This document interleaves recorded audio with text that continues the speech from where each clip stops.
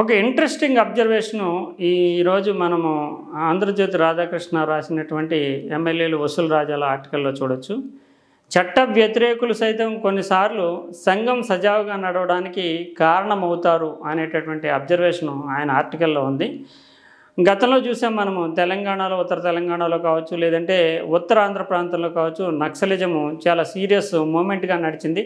ఆ సందర్భాల్లో ఎవరైనా అంటే డబ్బున్న వాళ్ళు కానీ, ప్రజాప్రతినిధులు కానీ పరిధులు దాటి ప్రవర్తిస్తే కనుక ప్రజల పక్షాన వాళ్ళు నక్సలైట్లు రంగంలోకి దిగి వ్యవస్థను సెటరేట్ చేయడానికి, అంతేకాకుండా ప్రజాప్రతినిధులు కూడా ఏదైనా అక్రమం చేయాలి, అవినీతి చేయాలి, సాధారణంగా గిరిజనులు లేదంటే గ్రామ ప్రాంతాల్లో ఉండే ప్రజలకి వ్యతిరేకంగా విరుద్ధమైనటువంటి ప్రజా ప్రయోజనాలకు భిన్నమైన నిర్ణయాలు తీసుకోవాలంటే ఖచ్చితంగా భయపడే వాతావరణం ఉండేది. నక్సలైట్లు ఏమనుకుంటారో, నక్సలైట్లు గుంపుగా దాడి చేస్తే తమ పరిస్థితి ఏమిటి అనుకునేటటువంటి పరిస్థితి ఉండేది.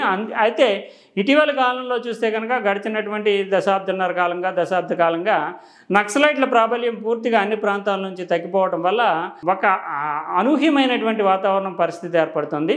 దానివల్ల ఇప్పుడు ప్రజలు కంటే కూడా సామ్రాజ్యంగా అంటే ఎమ్మెల్యేలు ఇష్టారాజ్యంగా తమ నియోజకవర్గాల్ని పరిపాలించుకునేటటువంటి పరిస్థితి ఏర్పడింది. దీనివల్ల ప్రజల్లో తమకి ఎవరికి చెప్పుకోవాలి అనేటటువంటి వాతావరణం కూడా ఏర్పడుతుంది. అంటే నిజానికి ప్రభుత్వాలు పట్టు బిగించడం వల్ల అసాంఘిక లేదంటే చట్ట వ్యతిరేక శక్తులైనటువంటి నక్సలైట్లని పూర్తిగా కంట్రోల్ చేయడం వల్ల ఇప్పుడు వ్యవస్థ చేతిలోకి మొత్తం అంతా కూడా గిరిజన ప్రాంతాలతో సహా వచ్చేసినాయి. నక్సలైట్లు అయినటువంటి వాళ్ళు తమ మనుగడ ఉందో లేదో కూడా తెలుసుకోలేనటువంటి పరిస్థితిలో ఉన్నారు. ఈ నేపథ్యంలో భయం అనేటటువంటిది అంటే ఎమ్మెల్యేలు గతంలో అయితే కనుక ప్రజా ప్రయోజనాలకు విరుద్ధంగా చేయాలన్నా లేదంటే ఏదైనా నిర్ణయంలో అవినీతి అక్రమాలు పెద్ద ఎత్తున పాల్పడాలన్నా కొన్ని ప్రాంతాల్లో భయపడేటటువంటి వాతావరణం ఉండేది. ఇప్పుడు వాళ్ళకి ఆ భయం పోవడం వల్ల వ్యవస్థలన్నీ అంటే పోలీసులు, రెవెన్యూ, పంచాయతీరాజ్ అన్ని వ్యవస్థలు కూడా ఎమ్మెల్యేల కంట్రోల్లోకి వచ్చేసాయి. ఎమ్మెల్యేలు ఏమనుకుంటే అది జరుగుతుంది. ఈ నేపథ్యంలో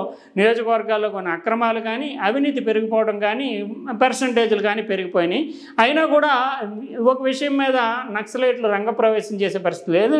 ఎందుకంటే వాళ్ళు తీవ్రంగా బలహీనపడిపోయారు. ఇది సమాజంలో సంతులనం అంటే బ్యాలెన్సింగ్ని దెబ్బతీస్తోంది అంటూ రాధాకృష్ణ అభిప్రాయాన్ని వ్యక్తం చేశారు. అంటే చట్టబద్ధమైనటువంటి పరిపాలన జరుగుతూ ఎవరి పరిధిలో వాళ్ళు ఎమ్మెల్యేలు అంటే చట్టాలు చేయాలి, విధానపరమైనటువంటి నిర్ణయాల్లో ఉండాలి, ఆయా నియోజకవర్గాలకి ప్రాజెక్టులు రావడానికి ప్రయత్నం చేయాలి, కానీ ప్రతి పనిలోనూ జోక్యం చేసుకోకూడదు. అక్కడ ఉండేటటువంటి రెవెన్యూ అధికారులు, మున్సిపాలిటీ వాళ్ళు, జిల్లా కలెక్టర్లు వీళ్ళు ఎగ్జిక్యూషన్కి సంబంధించినటువంటి నిర్ణయాలు తీసుకోవాలి, పోలీసులు చట్టపరమైనటువంటి శాంతి భద్రతలకు సంబంధించిన నిర్ణయాలు తీసుకోవాలి. కానీ అన్ని నిర్ణయాలకి ఎమ్మెల్యే ప్రధానమైనటువంటి కర్తవ్యం, బాధ్యత తీసుకోవడంతో ఈ వ్యవస్థ అనేటటువంటిది కట్టుతప్పుతోంది. కట్టుతప్పినప్పటికీ కూడా కంట్రోల్ చేసేవాళ్ళు ఎవరూ లేరు, భయము లేదు, భక్తి లేదు. అందువల్ల ఇప్పుడు మళ్ళీ నక్సలిజం ఉంటే బాగుండు అనుకునేటటువంటి పరిస్థితి కూడా ఎదురవుతోంది అంటూ రాధాకృష్ణ అబ్జర్వేషన్లో చెప్పారు. నిజానికి కొంతమంది ఎమ్మెల్యేలతో ఆయన మాట్లాడిన తర్వాత ఈ ఆర్టికల్ రాసినట్లుగా అర్థమవుతోంది. మా వాళ్లను అదుపు చేయడానికి ఏం చేయాలో అర్థం కావడం లేదని కూటమికి చెందిన ఒక ఎమ్మెల్యే వాపోయారు. గతంలో నక్సలైట్ల ప్రభావం అధికంగా ఉన్నప్పుడు శాసనసభ్యులు బాధ్యతగా ఉండేవారు, వారిలో భయం ఉండేది. ఇప్పుడు నక్సలైట్ల భయం లేకపోవడంతో బరి తెగిస్తున్నారు.